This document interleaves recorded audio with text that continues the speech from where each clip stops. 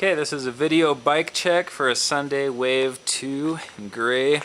Got the Sunday Wave 2 frame, got the Triumph bars, profile 40 stem, Primo hollow bike cranks with Integrity sprocket, 710 SL light chain. The rear wheel is a G-Sport roll cage, chrome with Primo spokes and a KHE a stern hub. Primo pedals, Primo seat, animal seat post clamp, and front wheel is a Primo hub, Primo rim, Dirt Monster tire, and of course ODI long neck grips, because they're the best.